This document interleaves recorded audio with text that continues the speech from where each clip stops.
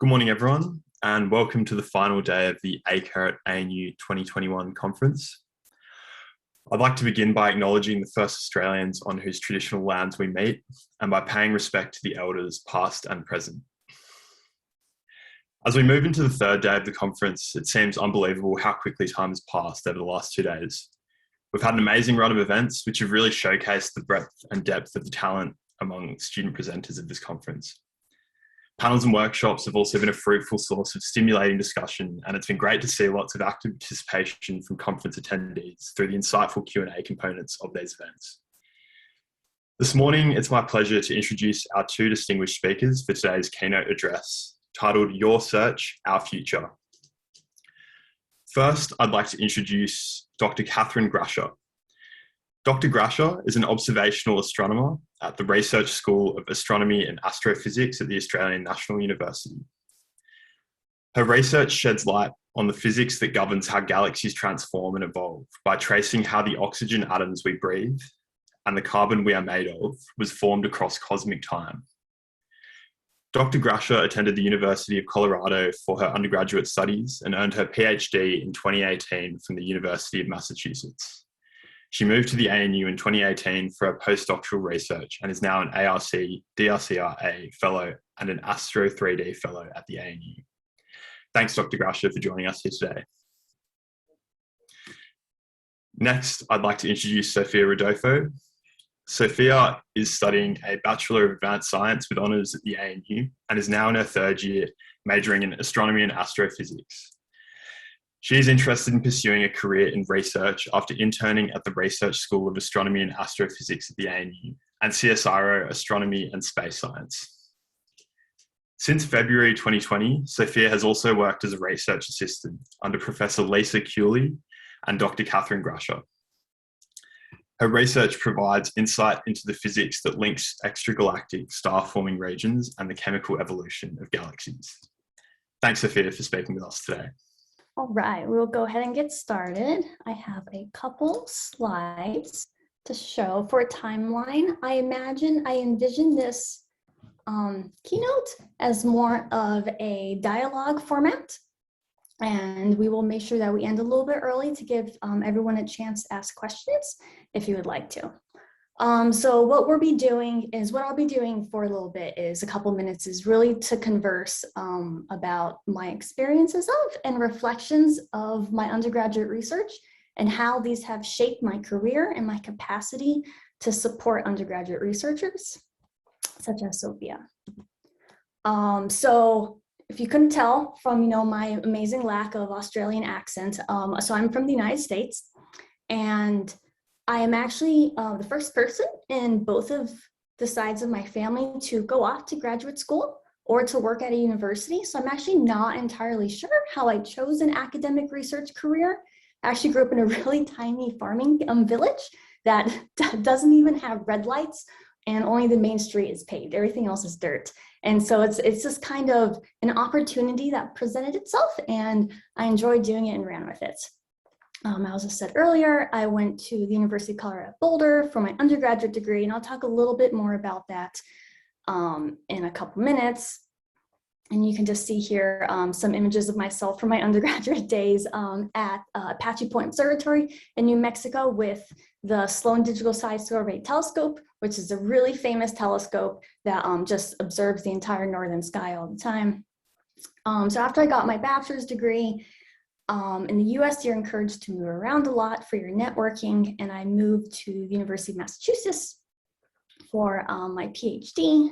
And my PhD was a really good opportunity because she was the PI of a project, and I got to choose the cream of the crop for my PhD project, where I was using Hubble Space Telescope observations and star clusters to measure basically star formation structure and sizes. Let's see, so my partner actually earned his PhD and moved to Australia in 2017, in which if you look at the time scale, this was a year before I got my PhD. And so I actually moved with him, and I did the last year of my PhD remotely while living in Canberra. And so this is actually probably the single greatest thing that I will ever be grateful for my PhD advisor for, is giving me the opportunity, because living apart was something that we really weren't interested in doing. But being a visiting student here at ANU for a year was an opportunity in itself because it gave me the connections to secure a job at the ANU after the conferral of my PhD. So I flew back in 2018 to the US to defend my PhD. And when I did that, a fork opened up in my life to remain overseas and establish my career in Australia. And my advisor, my PhD advisor, encouraged me to take that and told me that, now is a really good time to move overseas, establish yourself, and well, never come back, never look back. And it was an opportunity that I seized. And so less than a week after I defended, I actually moved back to the US. And that was actually the last time I've been back. There was this thing called COVID-19 and a pandemic happened, and I haven't been back since in almost 4 years. So I secured a job as a laureate postdoctoral fellowship at ANU, where my research for the last couple of years had been modeling massive stars and the impact of their chemical abundances on stellar properties and the gas. Being a postdoc is very different than being an undergraduate or graduate student, and my responsibilities changed a lot. And this first postdoc was actually probably the hardest part of my career. And I really struggled the most here, especially in late 2020 and early 2021. And these are issues that are really unrelated to the global pandemic, but definitely weren't made easier. Let's see, so the beginning of this year, I secured a national fellowship, the Astro3D Fellowship, where I'm also taking up the ANU. And I've also now a Decker Fellow, which I will take at the ANU for the next couple of years. Okay, let's see. So now I will stop sharing my screen. If I can do this. And it's really, so now I'm just going to talk a little bit more and just really emphasize that before I give the floor over to Sophia, that, my successes that I feel like I've experienced in my career, really build upon, my foundations of my undergraduate research and the skills I gained as that. And so something that is my opinion, and I feel very strongly about this, is that research is more about your relationship with your mentor than the actual research topic in itself. So when I was an undergraduate student, when I decided that, okay, I want to do research, this is something that I want to investigate, I actually interviewed 5 potential undergraduate advisors. I know they think they interviewed me, but it was actually I was interviewing them. And I actually picked the person that I liked the most and that I felt was the most interested in helping me achieve the goals of my life. So I started off as a radio astronomer, studying neutral gas in galaxies. So it's basically gas is this really fundamental building block of galaxies. And where gas is determines how stars form and why stars form. And this is a really important fundamental question in astronomy that I basically dedicated my whole life to achieving. And so I will say that I had a very amazing undergraduate and patient advisor, Professor Jeremy Darling, and due to the support and agency and the dedication he gave to help me recognize the strengths, this is what allowed me to achieve, what is a very difficult path known as graduate school.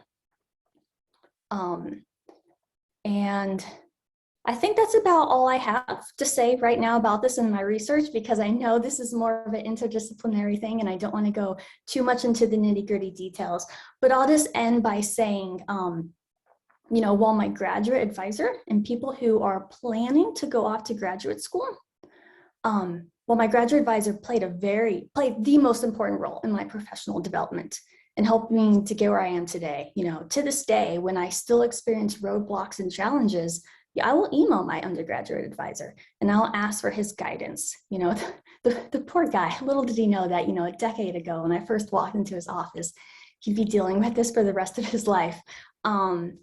But he has some great advice and he gave me some really important skills. I also try to share with him my successes as well, which I'm not always good at. It took me well over a year after my PhD to actually tell him that I got my PhD. I'm sorry, Jeremy, about that. So now we're going to go and segue over to exactly,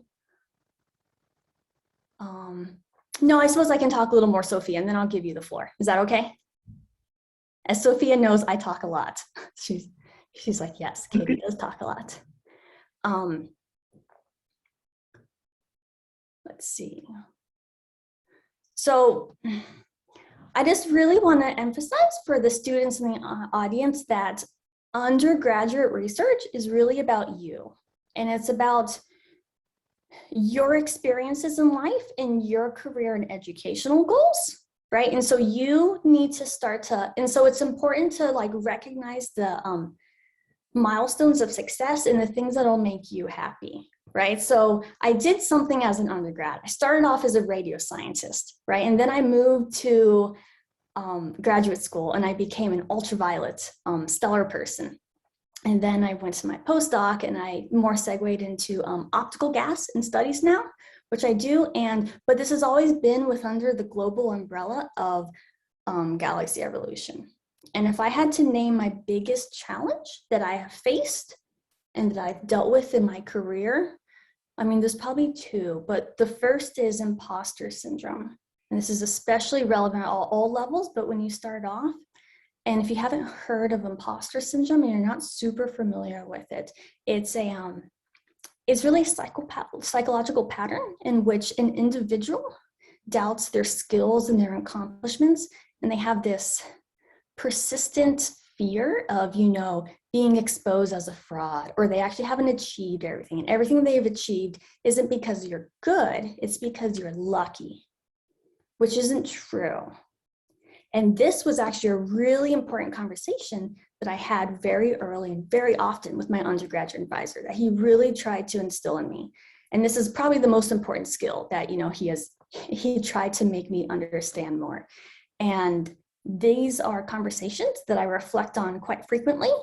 And the thing to remember is almost everyone deals with this. And so you might feel like you're alone and you're isolated, but they're important conversations to have with your supervisors and your peers, because it has to be combated each time. Okay, so now we're going to take a small break from me. We're going to go to Sophia, and we'll see if you want to talk briefly about your undergraduate research and how you sustain a relationship with your supervisors. And so now I'm a professional astronomer, right? So my work is doing research all the time. But, as a student, you're very busy because you have classes and you have other non-academic commitments. And how do you work on balancing all of that? Yes, so I'm currently a third year undergraduate majoring in astrophysics, but I first started research in sort of the end of 2019. And I first met Katie, my supervisor, at, it was actually a project and internships there. And that's when I first met Katie, and I learned about the really amazing research going on at Stromlo. And I sort of started a correspondence with Katie, and I started talking about the different projects that were available, and I ended up working over the summer. And this was a really amazing first experience with research overall. And because I didn't have any coursework or anything at the time over the summer, I was able to dedicate a lot of time to learning about the field and the research, which gave me a really, really big head start for later research projects in this field. And so later on, I did multiple other research projects with Katie in the same research group, the Galaxy Evolution group at Stromlo. And this has allowed me to sustain my relationship with my supervisor, Katie, over the past few years.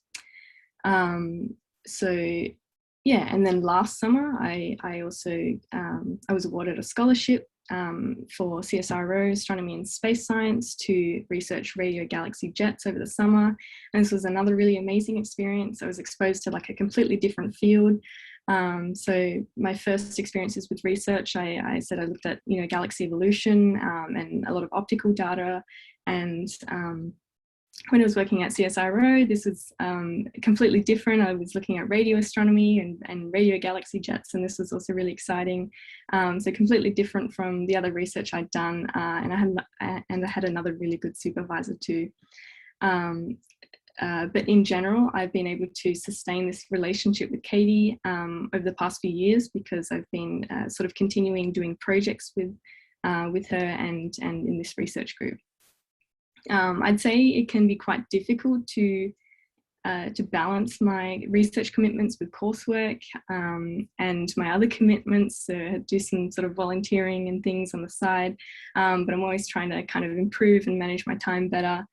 But having done 2 of these projects for coursework credit was no doubt invaluable, because this really helped me and really forced me to prioritize these projects with deadlines and everything. And so it forces you to work on it each week constantly, the same way an honours year would, for example. When doing research as paid work, so separately, when I wasn't doing it as a course, I was doing it as paid work, and so I tried to balance it with other commitments by dedicating sort of 1 or 2 days a week to go to Stromlo to work on it. And that's been a really amazing experience of the past few years. So. Great, thank you, Sophia, for that. I see questions are starting to come in from the audience members. This is great. Go ahead and keep typing them as they come up, and we will address them at the end if that's okay with everyone. Let's see, so now Sophia and I, we're going to segue to the importance of early or undergraduate research, you know, both from my perspective as someone who has done this and has been successful at it, and then from Sophia for someone who is currently undergoing it, and how basically my experiences then have now informed me on how I supervise students. So I really try, so I have had phenomenal supervisors at all levels of my career, if you haven't quite gotten that from me yet. And I really try to model my philosophy after the experiences I had with both my undergraduate and graduate advisors. And so my philosophy comes down to really three things. You know, one is, you know, try to understand that students are whole people. You know, we have very complex lives. And then 2, understand that, you know, research is not necessarily the top priority for an undergraduate student, right? It's an important priority, but being a student is first and foremost the most important thing for an undergraduate student. And then 1 is, I try to help students more holistically manage, you know, this research balance while maintaining other aspects of their busy lives, which Sophia kind of just talked about in the previous points. So I was very lucky in that I did get 2 impactful publications from my undergraduate research. But I do really want to emphasize to everyone present in the audience that, you know, the point of undergraduate research is not to publish.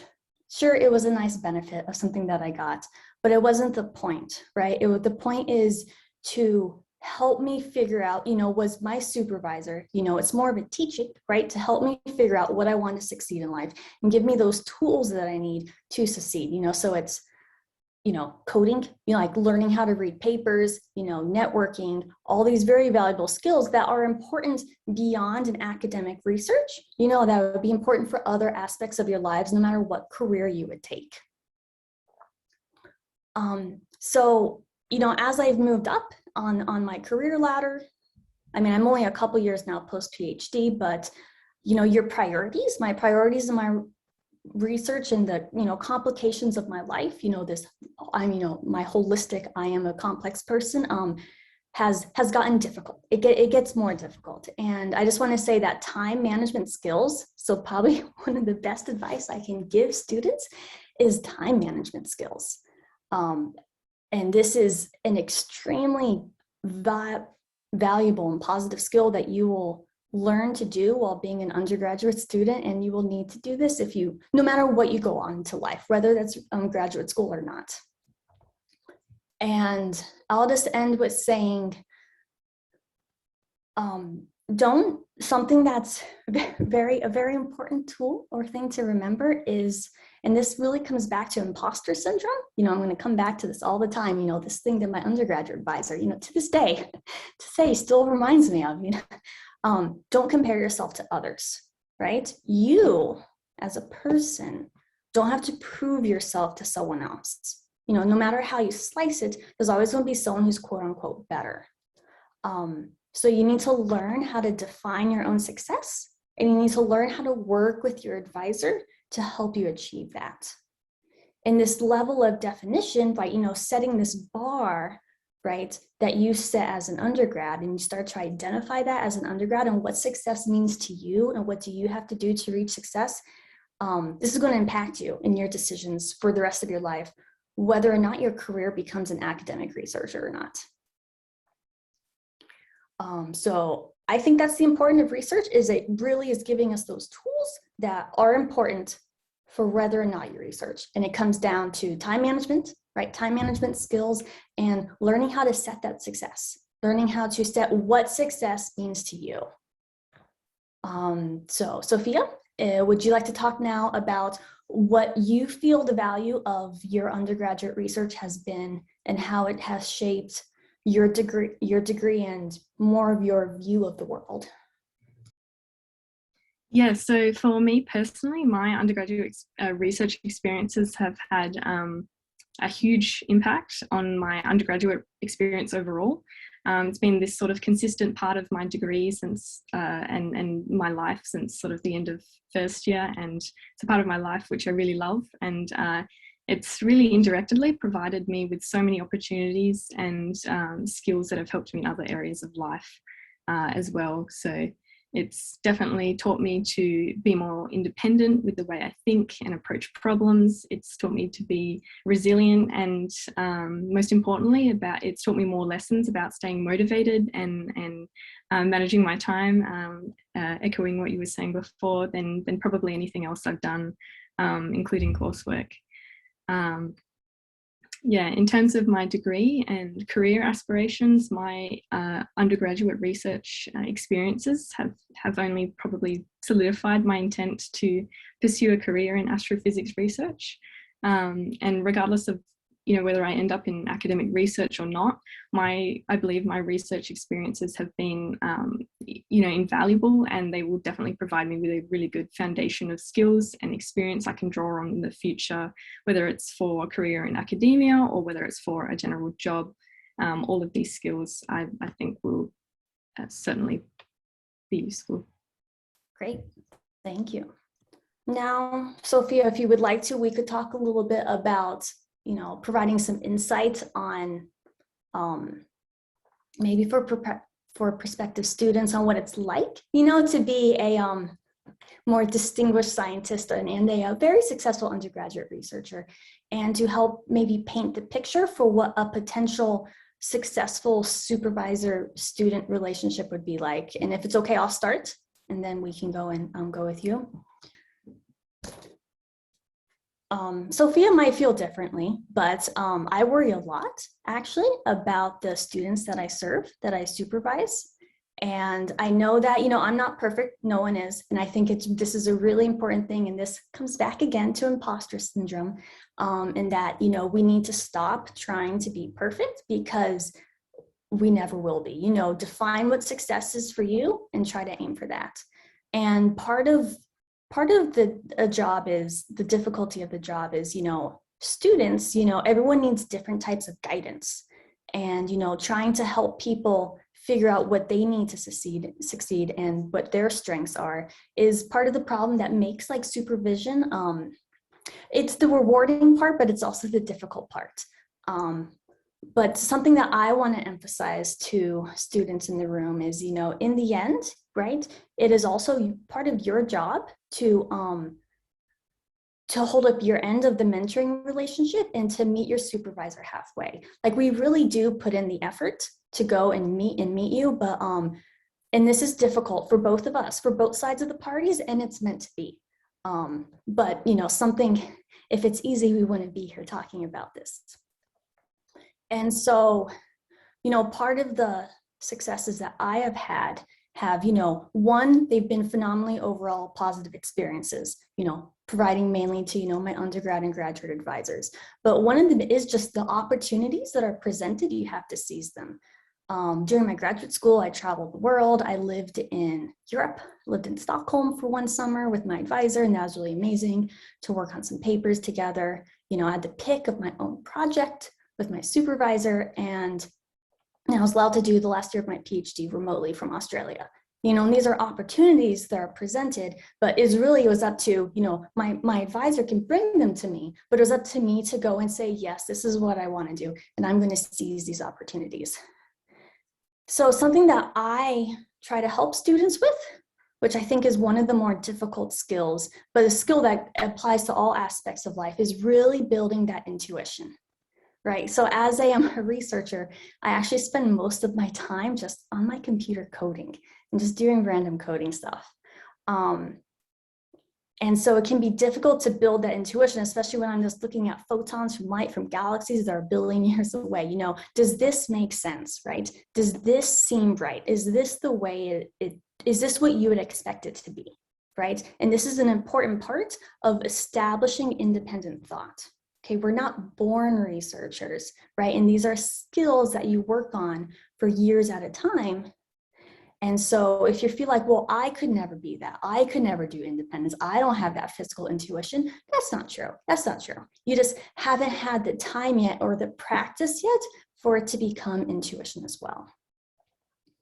And so something that I do that I try to help students with is going through exercises, right, that work on building these, intuition and independent skills. So I would never ask a student to waste their time doing something that's useless or pointless, right? Everything that I ask students to do, whether it be more in a classroom setting or a research setting, is working to put yet another tool in their toolbox to enhance their professional development, right? And these things are quite often challenging. And, and I'm really failing at my job if I don't help to push a student past what they feel they're only capable of doing. And so that's really my job, is to help identify their strengths and to help them learn to overcome and combat their weaknesses.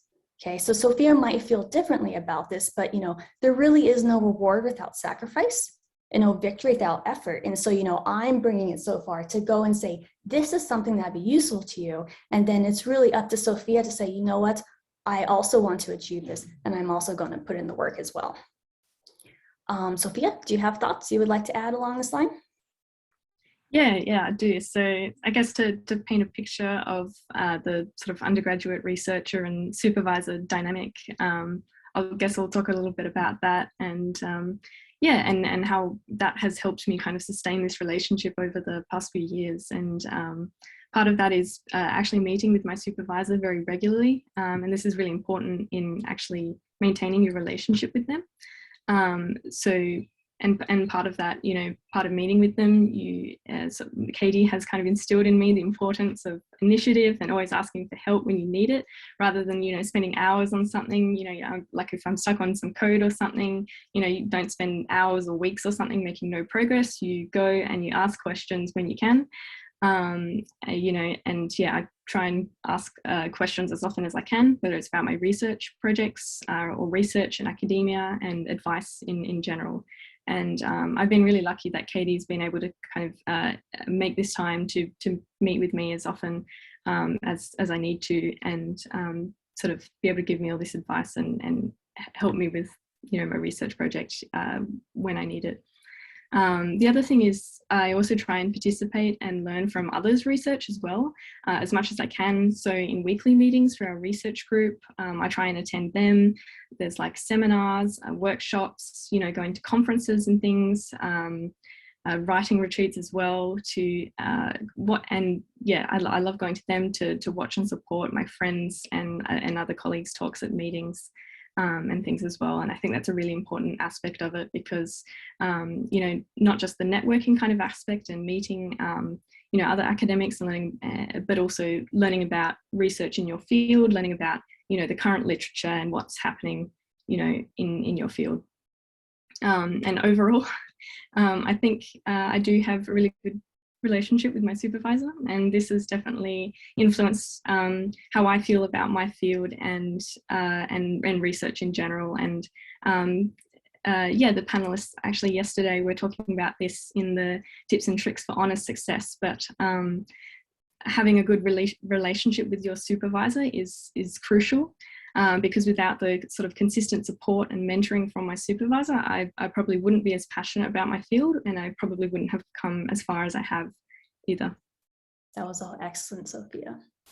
Let's see. So we're actually approaching our last planned discussion point, and then we're going to go segue into the Q&As. And the last one, I'm sure we have, Sophia and I have a lot to talk about, is basically tips for prospective grad students. You know, what have we learned during our research projects that we would like to pass on? You know, how can undergrad students go about finding what the right supervisor is?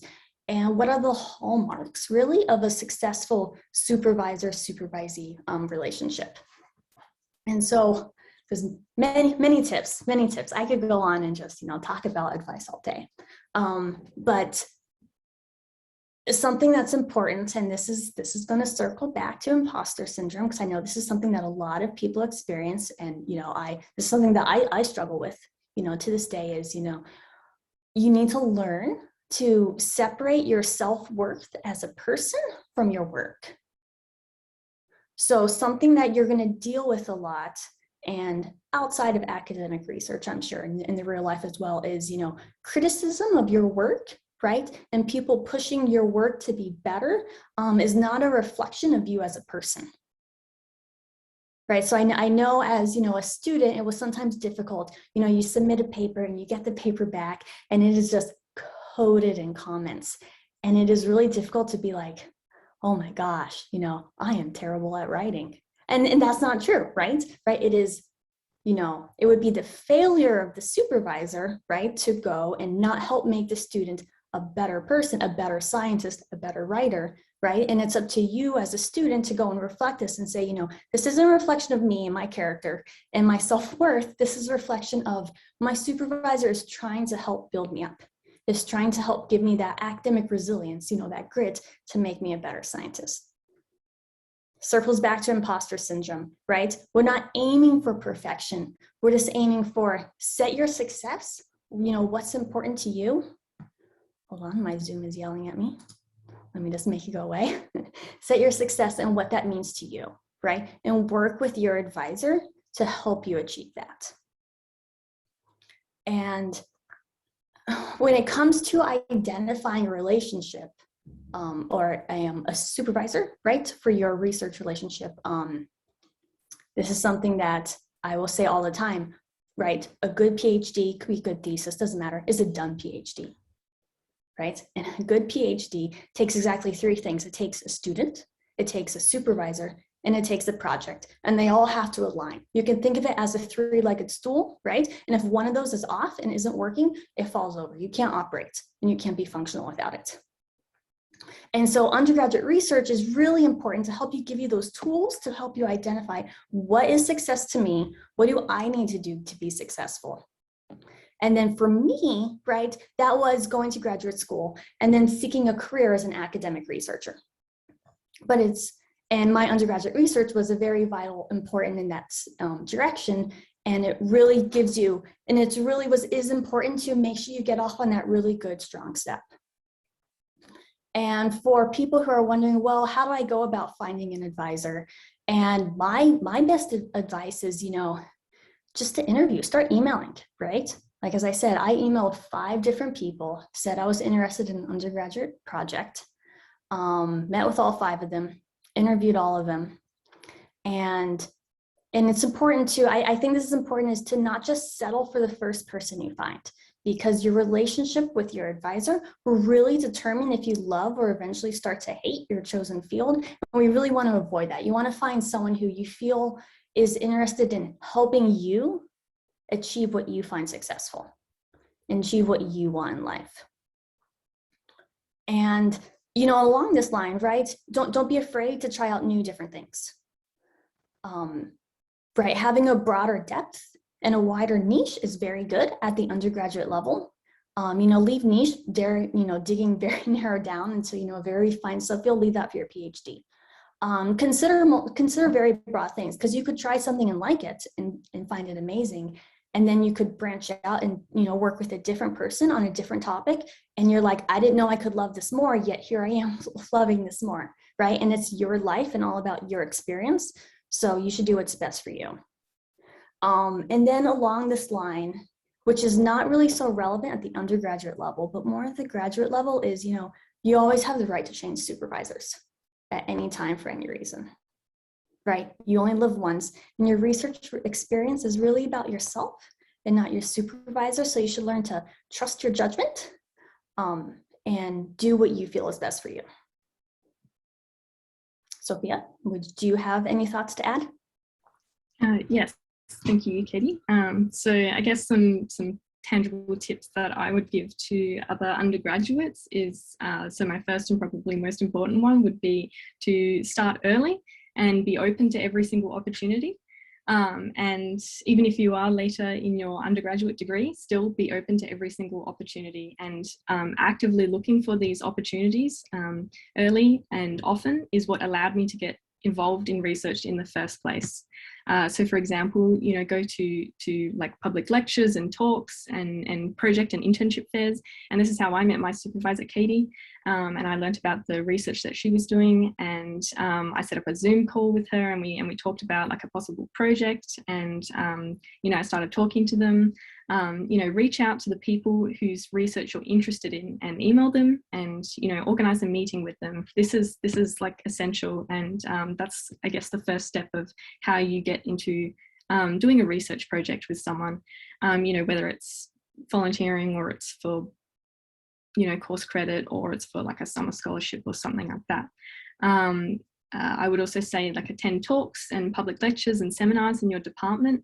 So get to know the different academics and get exposed to different research and different fields you might be interested in and, you know, make some friends there, you know, meet some of the PhD students or other honours students and talk to them about, you know, different supervisors and different projects that yeah, you might be interested in, that might be good for you. The other thing is you can sort of, I say volunteer to do research, but get some research experience to start with. And this worked for me, but you might find that it's also good to get sort of course credit from it, or you can do, there's other ways you can do research as well. And then adding on to Katie's point, try out as many different projects as you can. So I've done multiple different projects with Katie, my current supervisor, which has been amazing. However, I've also learned a lot from the supervisor I had over the last summer as well. And aiming to vary your research experiences as much as possible will help you find what research field, if any, that you're interested in and what type of supervisor is best for you, like the best fit for you and what you need from a supervisor as well. I also agree with the interviewing a potential supervisor part. So having a good relationship with, as I mentioned before, having a good relationship with your supervisor is essential in research. So make sure you have a meeting or two with them, even if it's over Zoom, to see how well you get along and how well you fit. And yeah, your relationship with them will definitely influence how you feel about your field. Yeah, and finally, whatever you sort of put in is what you'll get out. So after you've found your project and supervisor, which is, you know, a hard thing in itself to find something you're interested in and then find a supervisor that's willing to, you know, make time to help you with this project, whatever discipline you may be in, it goes without saying to, you know, work hard and constantly challenge yourself and make the most of the opportunity to do research in undergrad, because you never know what amazing opportunities might come afterwards. For example, you know, it led to these other opportunities such as paid work, being able to present my research at conferences, and other research experiences like at CSIRO as well. And so that's been really amazing, and that's definitely something I would emphasize. Great, thank you. Okay, so we have actually reached the end of Sophia and I of our prepared questions that with discussions that we were going to talk about. And I see that there have been some questions asked already, which we've touched on a little bit, but we will go and answer them more. I can do them, and then Sophia, if you have any comments, you can also ask them. So one of them is from an audience member. Can you share more about what attributes and skills that you looked for in your undergraduate advisor? So I have a research philosophy. You actually walk into my office, which I can't now, and I won't be able to for a while. On my whiteboard, I have my two research philosophies. One is, well, one's actually kind of two parts. I want to be happy what I'm doing, and I want to do what I love, and I want to work with people who I like. And so when it came down to research, figuring out who I wanted to work with, it really came down to, did I feel happy during my conversations with the people? And were they a nice person? And I know that, well, because at the beginning, right, I didn't really have a drive in what I wanted to do. I interviewed someone who was, well, a radio astronomer who I ended up working with. I interviewed with someone who studied X-rays, so, you know, very high energetic particles. I interviewed with someone who studied the sun, and looking at solar physics. My career would be so different if I had gone to work with him. And I interviewed with a cosmologist. And so I didn't really have a set vision on what I wanted to do. All I know is I just wanted to work with someone who I felt was nice and would help me, you know, this is what I wanted to achieve. I wasn't quite positive I wanted to go into graduate school yet at that point in life, but it was something that I was open to the possibility, and I wanted someone who would help me go and reach those goals if that is something I wanted to do. So, you know, 2 years down the line, if I say, yes, actually, I don't want to go to grad school, you know, they could say, oh, great, you actually have all the skills because we've been working towards this for now 2 years. So let's go and help you achieve that. Do you have any comments, Sophia, on what attributes or skills that you looked for?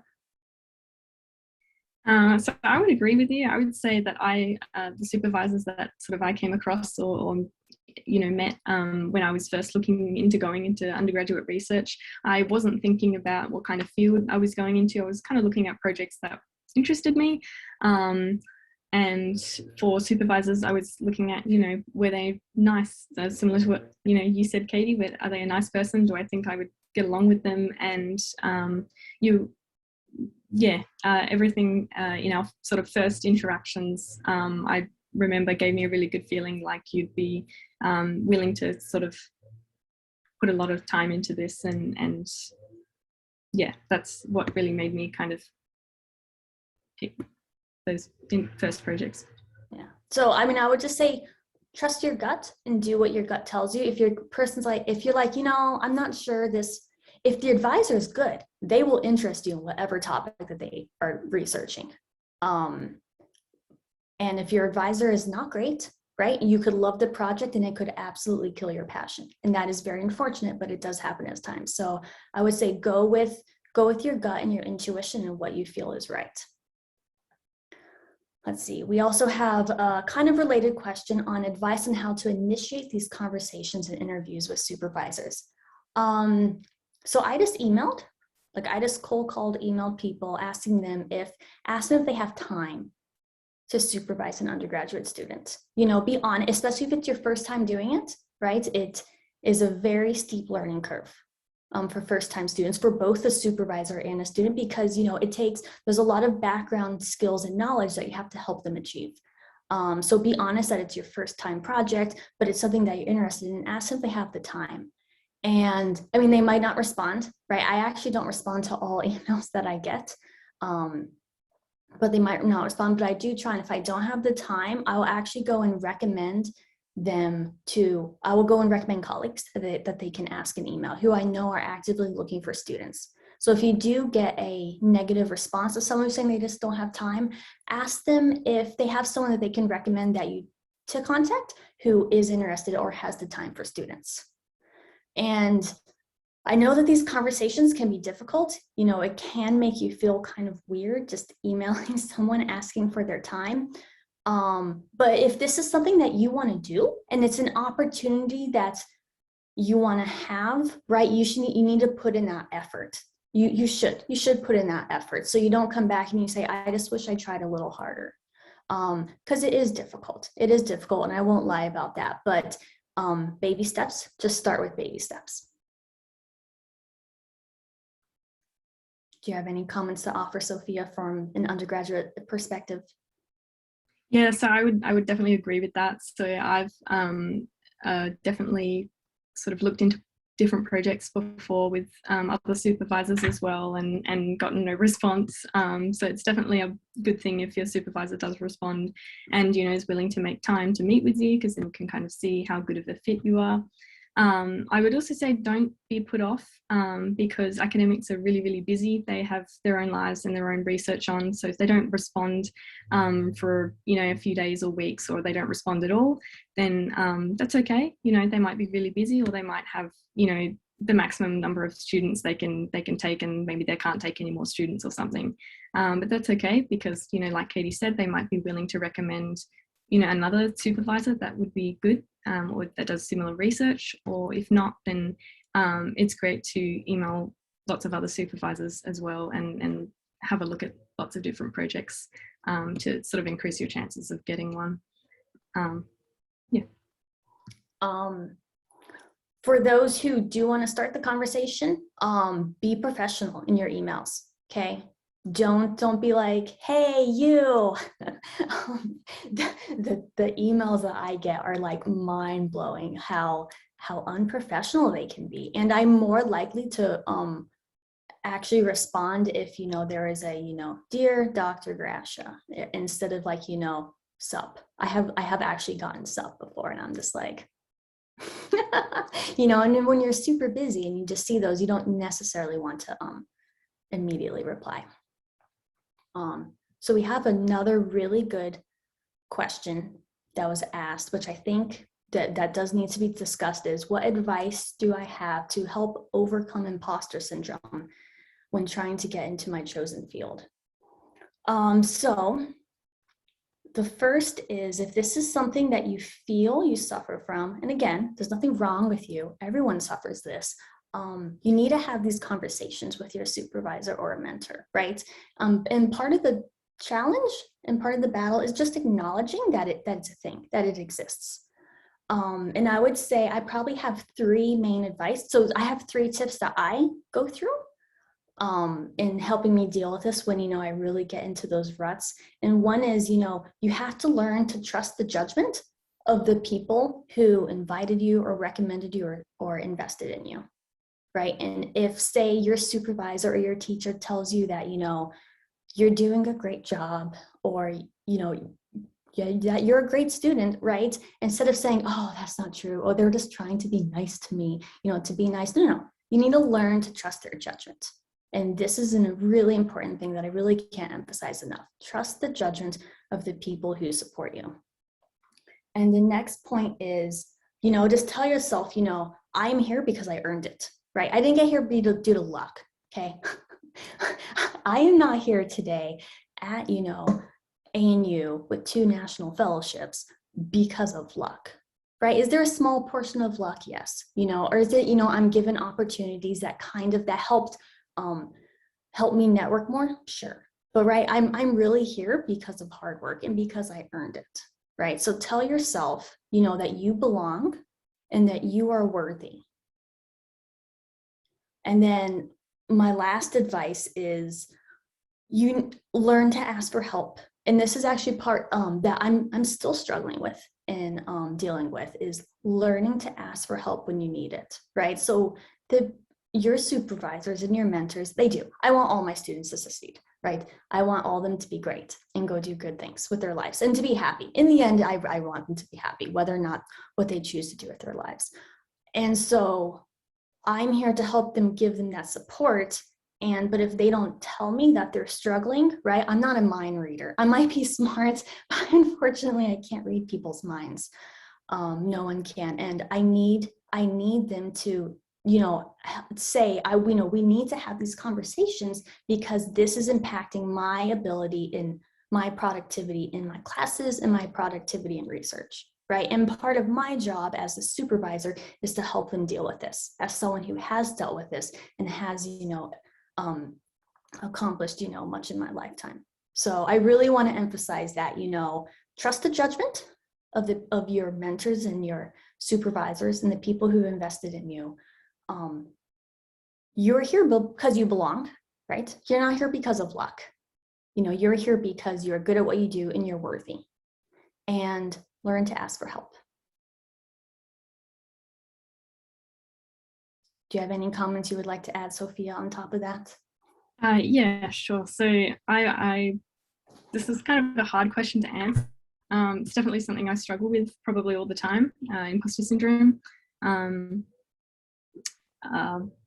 But I guess a big piece of advice that I've learned and received is to, I guess, celebrate all of the achievements that you have, all the big and small, and this will sort of help you build the foundation of self-confidence, and help you build your self-confidence over the course of your degree, which you will need to become a good researcher. If you're not confident in your research, then no one else is going to be believe in your research.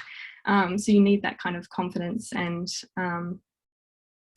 I would say definitely kind of celebrate all of the achievements that you have. And don't sort of detach them from yourself or put them down to luck, because, like Katie said, trust the people that have, given you, trust the people that have told you that, you're a good researcher or something, because, they're very experienced, and it's likely that, they're right in their judgment. I guess, that would be my tip, I would say. Yeah, and I'll just end with saying, always keep moving, right? So research, education, right, is difficult, and it's not a straight path. It's not a straight path from start to finish, right? And there's a lot of meandering around, and sometimes you step backwards and sometimes you step sideways and make no progress. But the most important thing is that you keep moving. And when you have imposter syndrome, and you have these, man, I don't deserve this, right? I don't really know what I'm really doing. Everyone else knows everything. People are going to find out one day. I'm going to get fired, and all these thoughts, right? You're digging yourself into a hole, and you just keep digging yourself. And when you dig yourself in a hole, you're not moving. And what's going to happen is, over time, days, weeks, months, years, decades, right? It just gets deeper and deeper, and it's more difficult to get out. And so what you have to do is, learn to identify those achievements, no matter how small they are, right? I mean, could be getting an A on an exam, could be getting a B on an exam. That's fine. You're like, oh my gosh, I thought I was going to fail this, and I got a B. This is so great. Oh, I don't know if you, sorry, I don't think Australians have A's and B's. I apologize for this. I'm talking in the US grade system. Right, just keep, right, learn when you're identifying these things, right? Step out of that hole and just keep moving, right? Don't maintain that hole and keep digging it. Step out and keep moving. Whether or not it's, moving backwards or moving sideways, that's fine. As long as you're not in the hole, digging it deeper, making your life worse for yourself years from now.